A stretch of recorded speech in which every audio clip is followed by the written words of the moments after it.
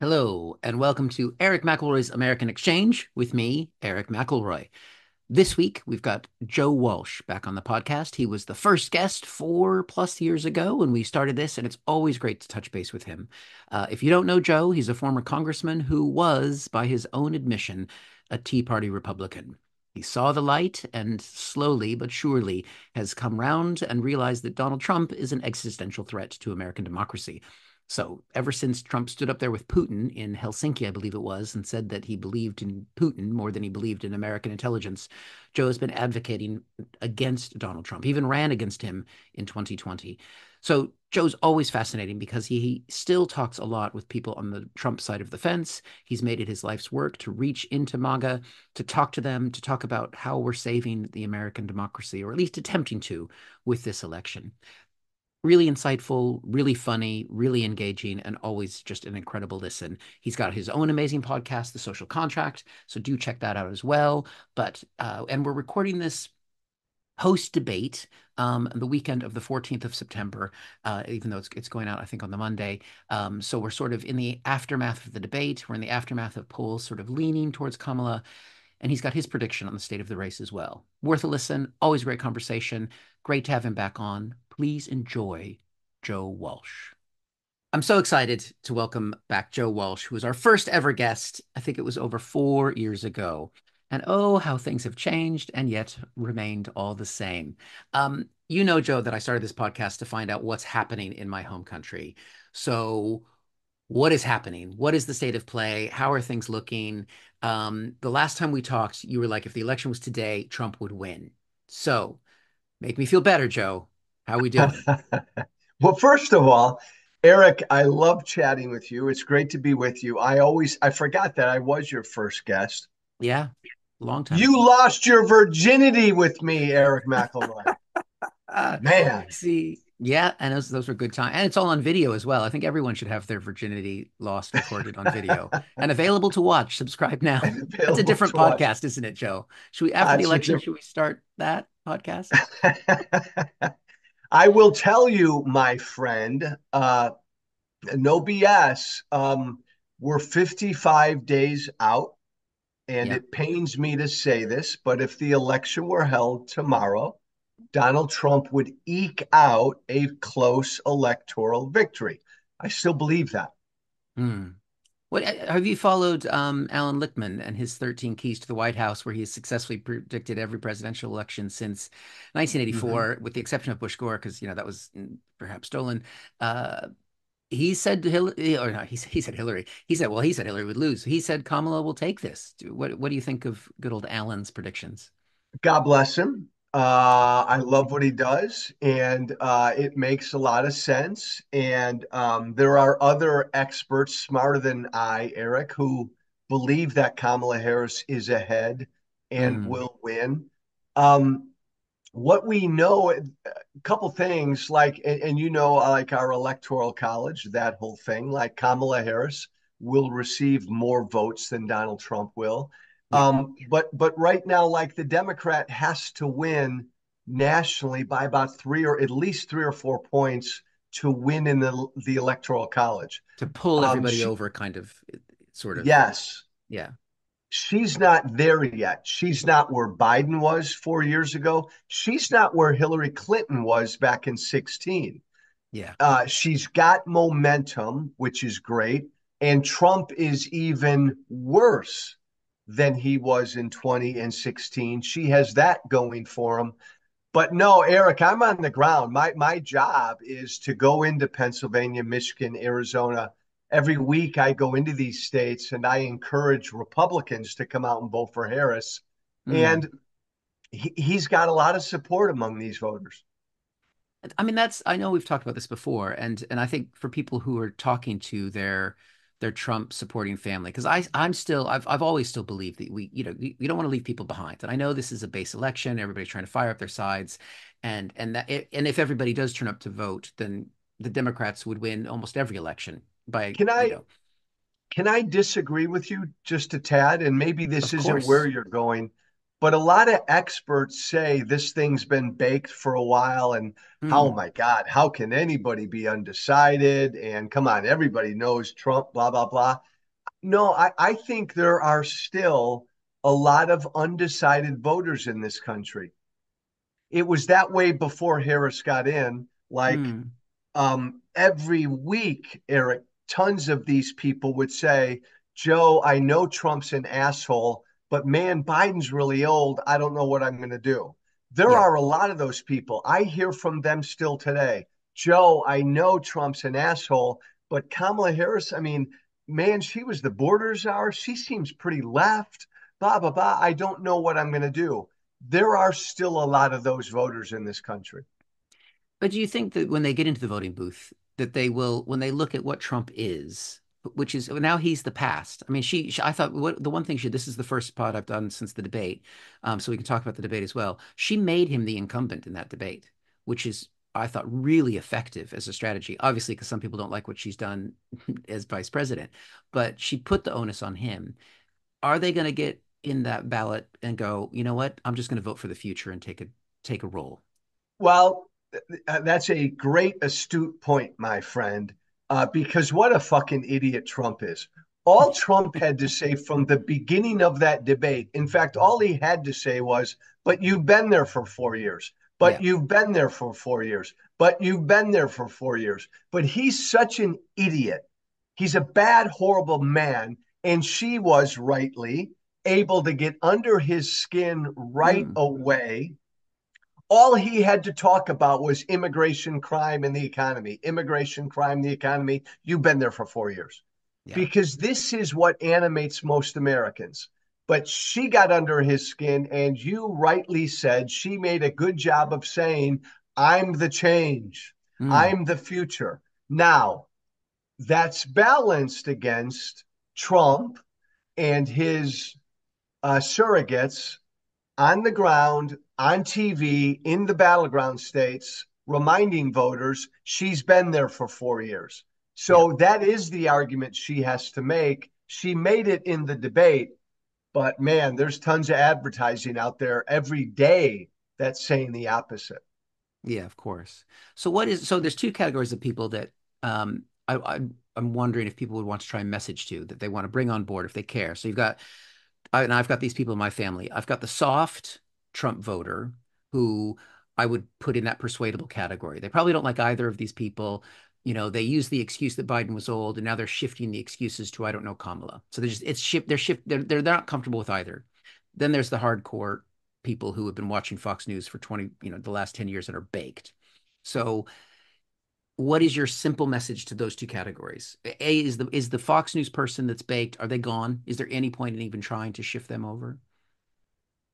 So, my friend, because I used to come from there, Yeah. I was the MAGA gangbanger. Now I'm the reformed MAGA gangbanger. So those That are term, my the gangbang term, I don't know if that's really where you want to be with that. But no. You know what, Eric? I put it out there because I was a dick. I was a MAGA asshole. I come from that world, and I got out of that world.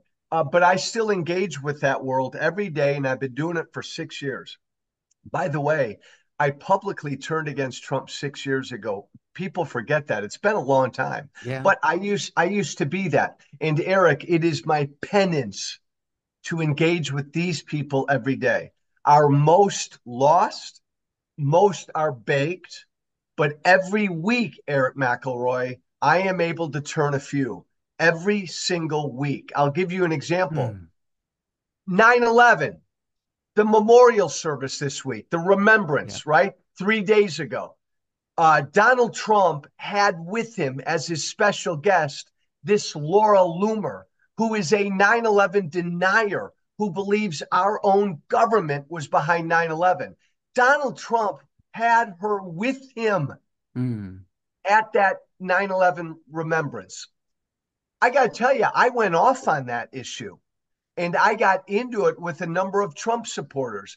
And there were even a few Trump supporters who told me that's a step too far. That's ugly. I'm done with him. I'm not Hmm. voting for her, but I won't vote for him. So, Right. but, to your point, Where should we put our energy? Not there. I have to do that for the rest of my life because otherwise America will break up because there are 50 to 60 million of them. And if Yeah. Trump loses, we can't just write them off. But your point is the best one.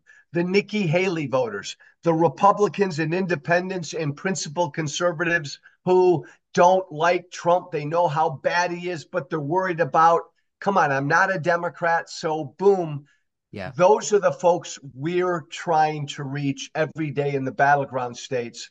And it's a matter of telling them point blank with nicer language than this Hmm. fucking policy doesn't matter right now. Yeah. That guy will overthrow our fucking democracy. He believes he's above the rule of law. Forget about it. That's more important than where Kamala is on the border. Hmm. That's generally the case we're trying to make. And Eric, by the way, I'll tell you, doing this now for a while, being a Republicans for Harris surrogate, Kamala's making it a lot easier. She's Yeah. really cool. And look, I was a lousy politician because I just said what I believed and it got me in trouble a lot. Kamala Harris had more of a progressive record. She's Hmm. moved to the middle. That I'm sure you heard her convention speech. Don't get mad at me, Eric. She Hmm. sounded like Reagan in some of that speech about Yeah. how good and decent and righteous America is. Because of what she's done and said the past month and a half, she's become more acceptable to a lot of these center right folk. Do you think, and I don't know how much you engage with these people, but is she starting to lose people on the left for that, or do you think they understand what she's doing? Because there's that drag. Are you giving up one over here and gaining over on the other side? I can tell you a little inside baseball. Hmm. Her campaign has made the calculation that just the enthusiasm that she brings, and it's not Biden, and she's young, and she'll be our first female president, and Yeah. she's a woman of color. They believe that just all of that enthusiasm will carry the day with her left. So they're focused on They the could take that center. risk. They've Yeah. made that calculation. And I think that's right. Um, I'm very pro Israel, obviously, off the charts pro Israel. I think the Gaza Israel issue right now, it's not as loud. And so I think that's one issue that could hurt her with her left, but it's Yeah. not as pronounced right now this fall. Yeah. And I'm not surprised by that. I mean, that's a whole nother subcontext, which Yeah. we won't get distracted by that right now because it is a big, important issue and it's vital. And I've had experience in the Middle East as well. I don't know if we've ever talked about this, but I traveled there for years. You and And one day you and I need to talk about that. I love that Yeah. issue. Yeah. And I'd like to get your perspective on it too. Right now, we got to take care of Kamala first. So I think, so it seems savvy. I agree with you that she's definitely playing that card. I mean, they've been beating her up on not doing more interviews, and she just did. So when we're recording this, she's just done her first interview, I think in Pennsylvania with a local reporter. And it wasn't a great interview. I didn't think. The first part of it, she seemed stilted. She wasn't very communicative. She warmed into it and then got into her personal stuff better. But I was surprised at how basically, if I was grading that interview, it wasn't great. Eric, this is a problem. And look, I'm with her no matter what. Yeah. As if Joe Biden were the nominee and he were 151 years old, I'd be with him no matter what, Yeah. because Trump is an existential threat. But I'm sorry, she's been in this race now for 2 months, maybe a little Mm, more. I think it's wrong that she hasn't held a news conference, a mm, few of them. I think it's wrong that Kamala Harris hasn't stood in front of the American people at town halls and yeah. just taken unfiltered questions. It fucking pisses me off that the campaign is trying to like protect her from this. I think it's wrong that you can run for president and think you don't have to do that.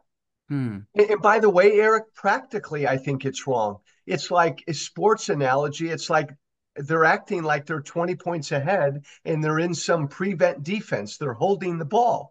yeah. No, this race is a dead heat. If she doesn't get out there and take regular questions, I don't think she'll win.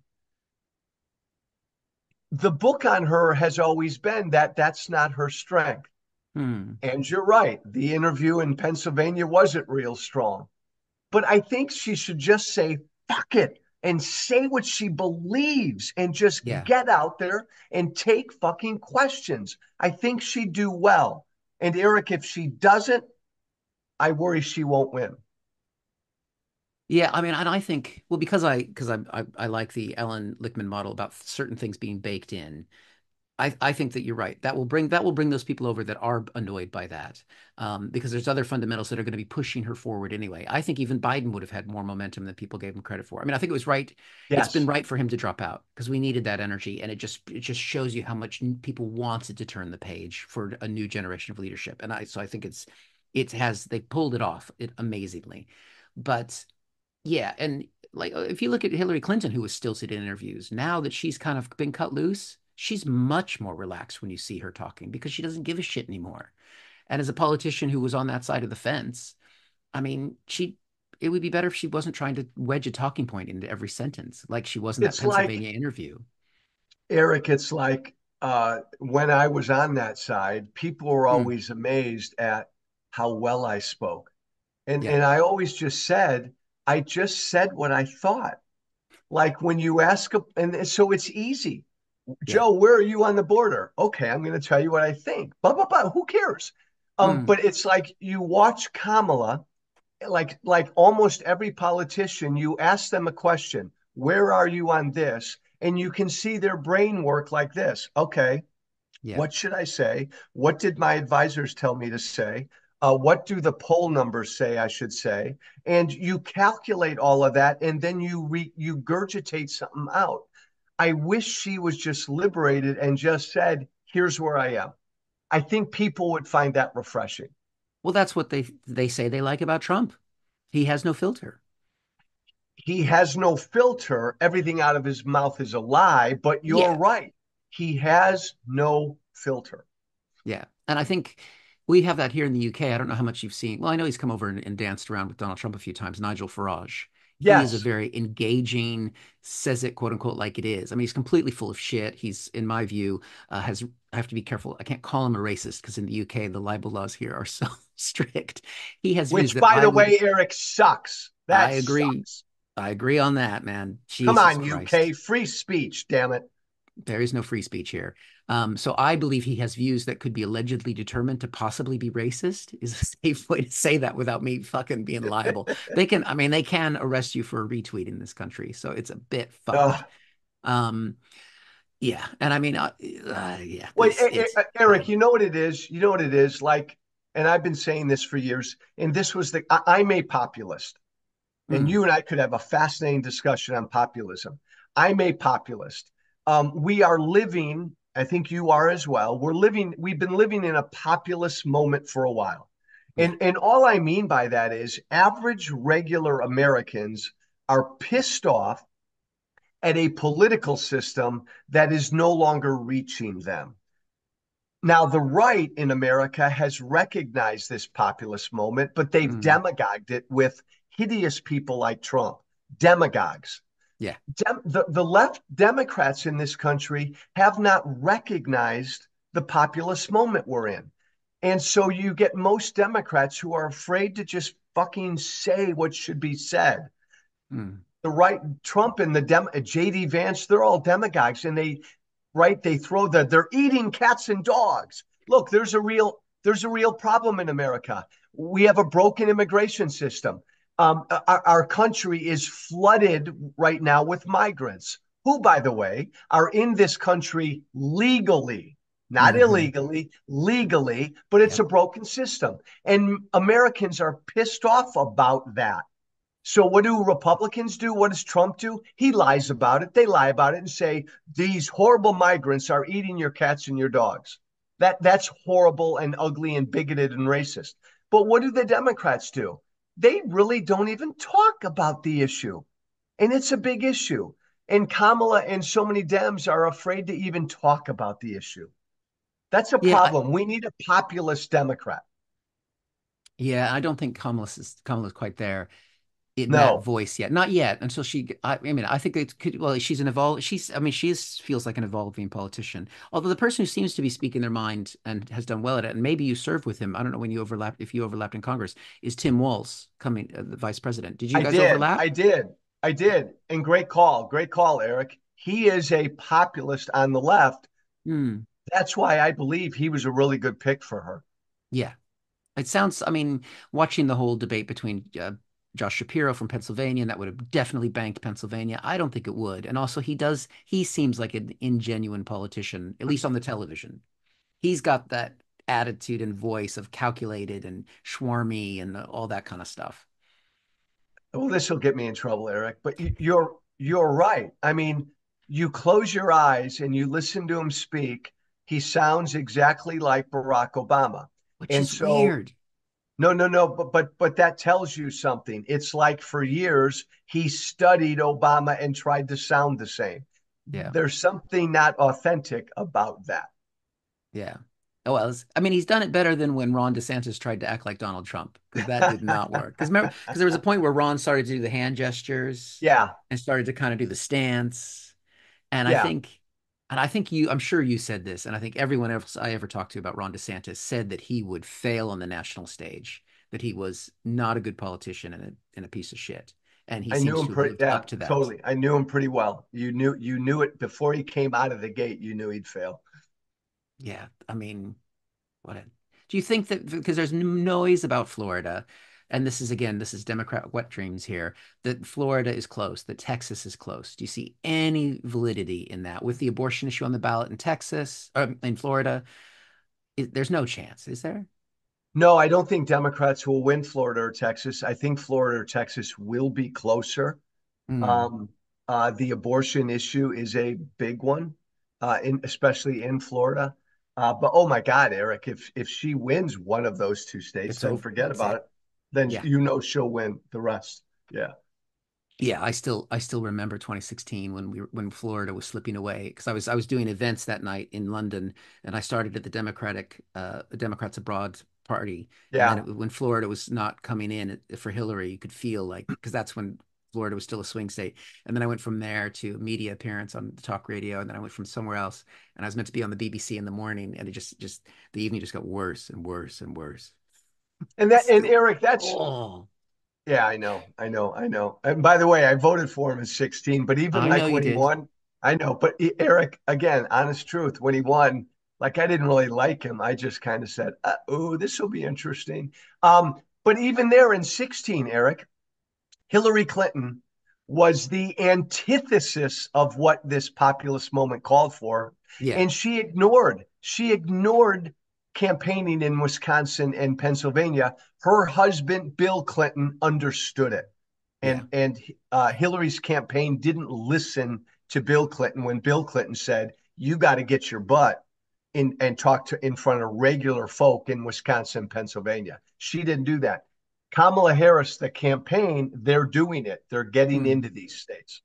Well, I think this weekend. So we're recording this on Saturday, the 14th and of September, and she is in Pennsylvania, I think in red counties today. That's the headline that Yes, I saw this morning. So she's going into those areas, which I mean makes sense because you're going to reach your Democratic supporters. They're going to be following everything you do, especially because they're excited about her.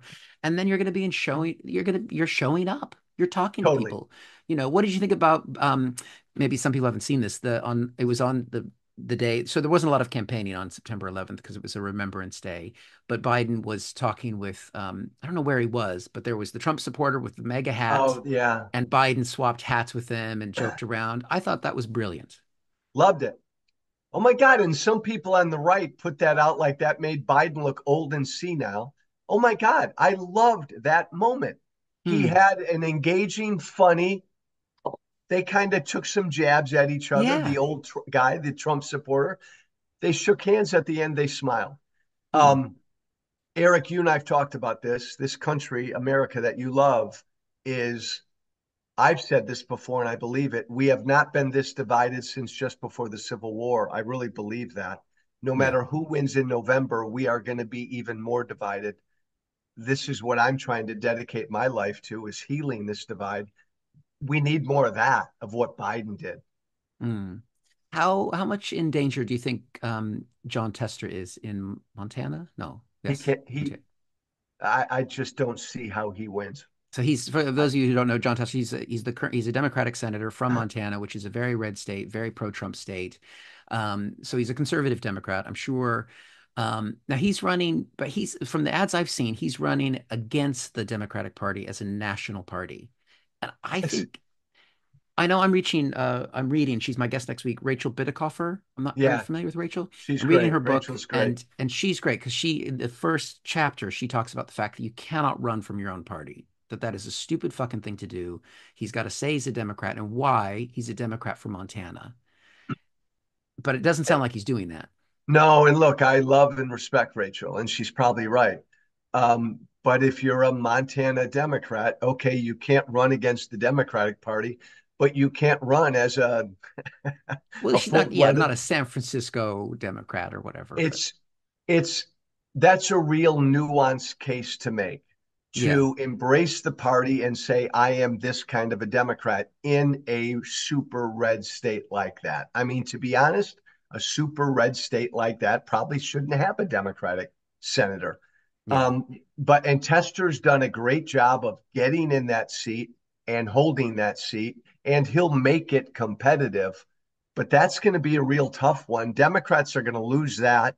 They've lost. They won't win West Virginia. Odds are the Republicans will win the Senate, but odds are the Democrats are going to easily, I think, take back the House. yeah. That feels because they've corrected some of the mistakes they made in New York and California, which was the margins of where they lost it last time. And there's Yes, excitement again with the Democratic ticket and the abortion issue is going to drive. So no matter what I think happens. So I mean that I guess that it's the House. it's interesting, Yeah, Eric. It's interesting to think about, though. I'll ask you. Start. Like if Biden were still the nominee right now on September 14th, 55 days out, Biden's the nominee. He's all in. He said, fuck it 2 months ago. Let's go. Let's go. Where would we be at? I think naturally people would have just, I know I would have, people would have rallied to his side again. I think so. I think it would have been more of a slog, and Yeah. which I think is the. Do we say that in America? I've lost track of what my phrase. I've been here for 24 years. I can't remember how to fucking speak American anymore. We don't. I don't. Do we say a slog in the We U.S.? say a slog. We say okay. Sounds very British, but I think it would be the grudging support. It wouldn't be the big rallies. It wouldn't be the two rallies in North Carolina that she had last week. It wouldn't be the excitement and thrill. Um, Yeah. I mean, it was that debate was so painful. I watched that with my Trump supporting family in the US. I was home on vacation and fuck. I mean, it You was knew it, just Eric. You knew it the minute he walked on the stage. You knew something was yeah, off. it was just not his night. But I mean, the thing is, if Biden was 10 years younger, I don't think we'd be having any of these conversations. I think he would be destroying Trump. I think it is a Agreed. function of age. And it's a function of the role of the president as the chief communicator. And he can't do it. I mean, he just bless him. He's done it. I think he's been a great president. He can't do it. I'm not a Democrat, but I Yeah. say this as an independent. Uh, he had a first term way more consequential than Obama. He got Yeah. more done in his first term than any president I can remember, going all the way back to Reagan. Absolutely. But you're right. It's most of a president's job is communication, period.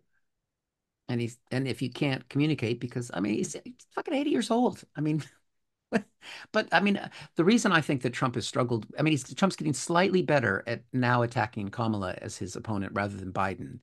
And I'd be interested to see what you think about this. I think the reason why, for the first few weeks, Trump could not pivot away from Biden is because Trump cannot fathom the level of self awareness and self sacrifice that Biden and his family had to make to step aside. Oh, well, that's certainly spot on because Donald Trump and self awareness are not on the same planet together. I agree with you on that. Um, but Trump is really, Eric, like a child, a Mm, really ill-mannered, poorly behaved child.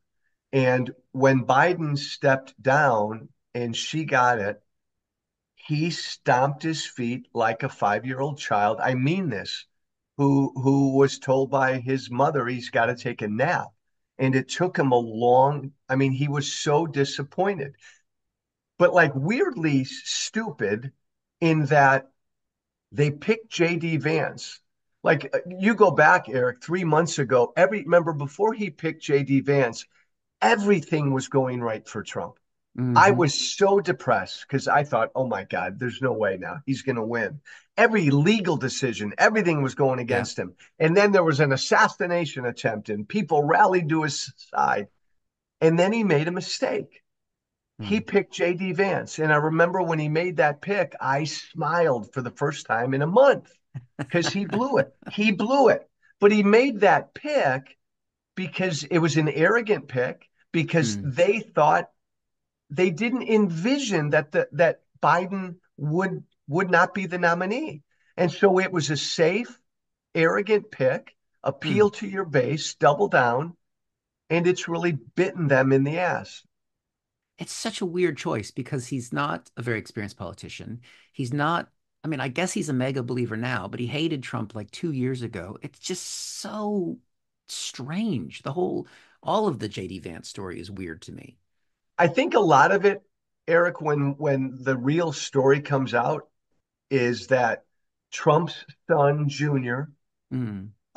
Peter Thiel, one of these big time Silicon Valley billionaires, Elon Musk, a bunch of these moneyed people.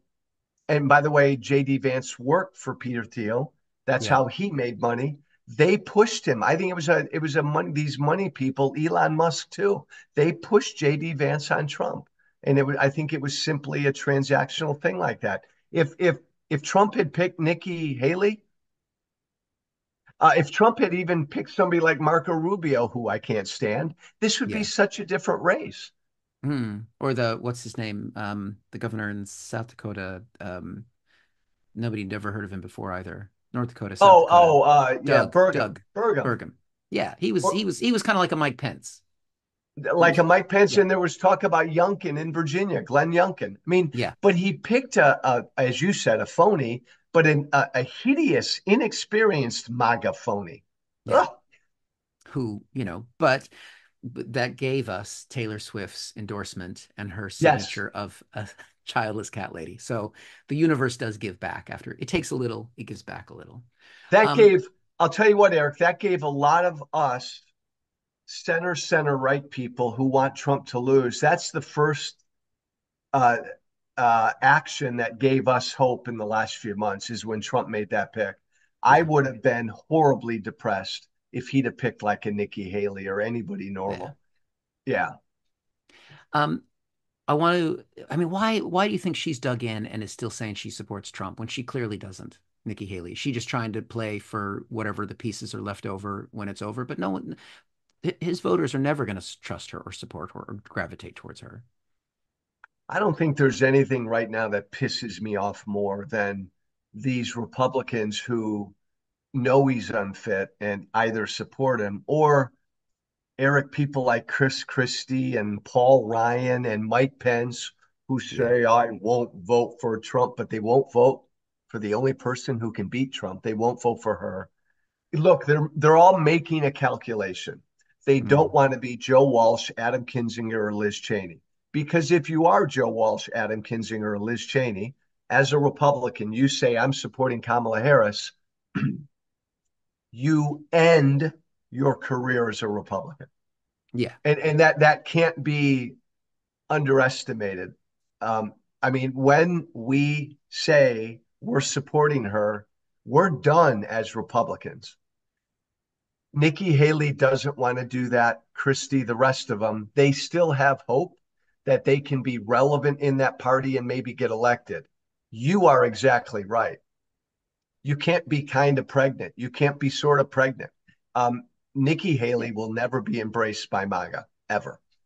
And they're not going to have a home. I mean, who's going to want to embrace them on they're it's so, yeah, it's just cowardice. It's It's utter cowardice. cowardice. And again, we all of us, so many people worship at the altar of Saint Mitt Romney, Saint Mitt, who says Trump is unfit.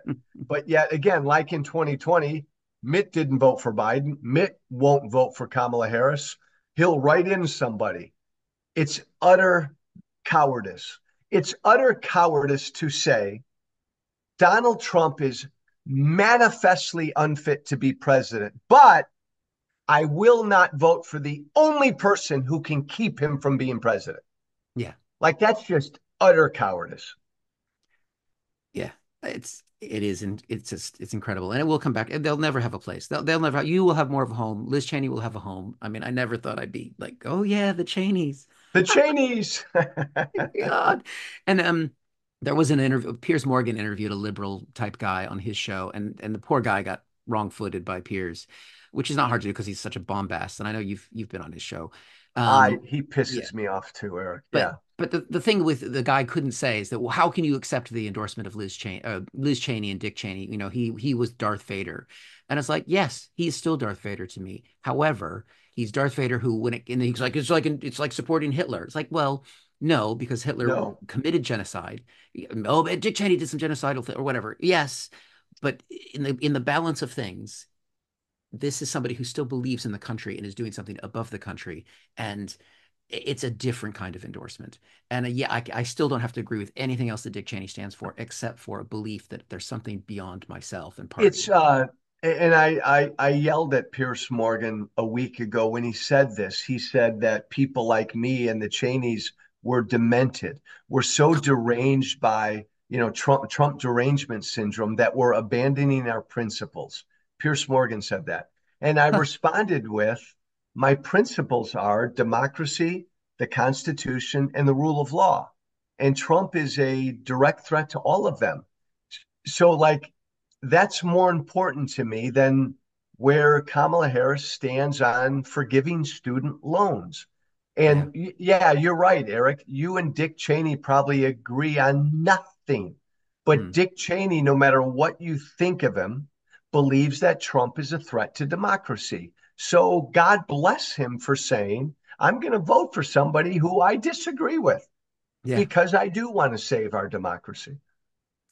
Um, I wanted to. I really always appreciate your time, so I want to be aware of that. I've noticed your podcast. You've rebranded.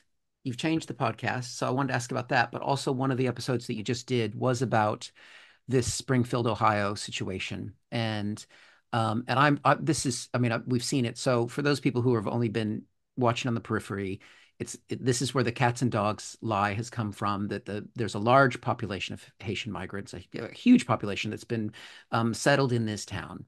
And so these rumors are spread about them. And there's been some bomb threats to some of the schools and some of the buildings now.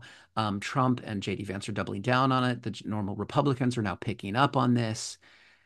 I'm scared. I mean, there's going to be a shooting in that town any day now. Yep. It's going to happen. How worried about that are you? I mean, what do you think are the next steps that are going to happen? I know you covered this in your podcast as well. Oh, it's coming, Eric. It's coming. Um, we have a broken immigration system. And so our country has been inundated over the last 3 to 4.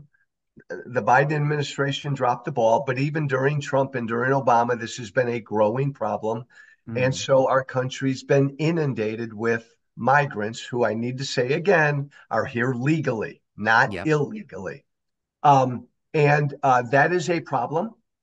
And it's naturally caused a lot of fear on the right, Yeah. concern and fear. I'm a border hawk, and so I've always talked about our broken system, and nobody should be in this country illegally.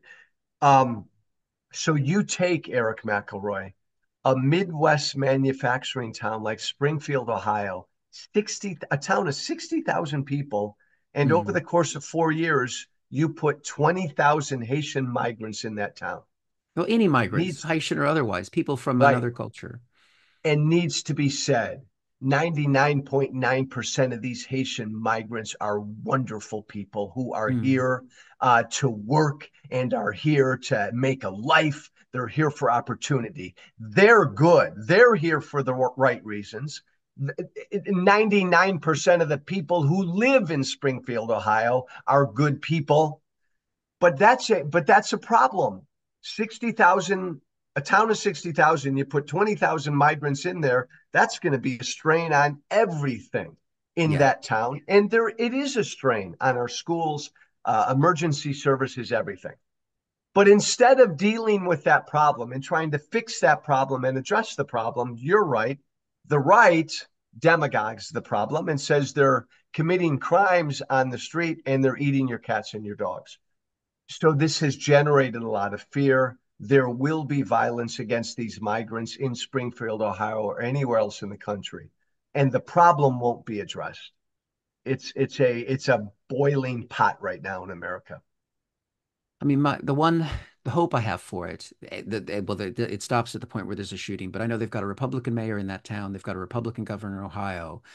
It's a That Republican area. this is going to piss off those Republicans because they're it's always different when it's localized. And if they realize that the National Republican Party is attacking one of their towns, where for the most part, yes, there's been issues with some integration, but a lot of the jobs, they're church going people, they've been getting Bingo. the jobs. The town was dying and needed people to come there, so they're saving the town in some ways. Maybe this will be a rallying cry of those people coming together and say "fuck you, no," and that could shift some of the movement in Ohio in a democratic direction. If you're just looking The at it Repu politically. the Republican mayor has been on TV the last 3 days pleading for help, not hate. Mm, Wonderful message. And I'll say the Republican governor of Ohio, Mike DeWine, has been criticizing all of this demagoguery on the right, this fear mongering, saying we need more money, more help, more federal assistance to towns like Springfield, Ohio. These are good people.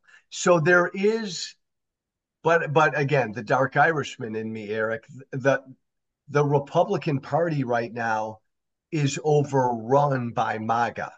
yeah. MAGA is the party. So the fear and the ugliness is going to carry the day for a while. Yeah, it's gonna. I mean, you cannot, as the power that the nominee for the Republican Party has. I mean, this is what makes me sick about Trump, and I know it does you as well. He is pointing so much hate in one direction. Someone is going to take action, and it's His well, and it's terrifying. happened. It's happened. He pointed so much hate in 2020 at our elections process. There was violence. People attacked our elections process on January 6th. Doing the same thing here. He's pointing a finger of hate at any brown or black migrant in this country. There will be violence in this country. There already has been against brown and black migrants. Donald Trump is trying to scare people into voting for him, plain and simple. That's his only path. And it will work with a lot of Americans, Eric. That's why I know you'll agree with me in standing for comprehensive gun reform to get rid of all the guns that could save all those lives. You know, you're a son of a bitch. You wait until the end of the episode and you sneak in this other issue where you I know know, you and I disagree. I know you'll be on board with that. Um, so before we go, just tell me about Yeah. the change in the podcast, the rebranding, what that's about, and obviously I know people can listen to it everywhere podcasts are, but tell us about that. Real simple, Eric. Thank you. Here's the 30 seconds. I was a divisive political Tea Party asshole. I helped to divide this country. I am now still a proud conservative Tea Party guy. I'm no longer a divisive asshole. I'm trying to do something about the divide that I helped to create.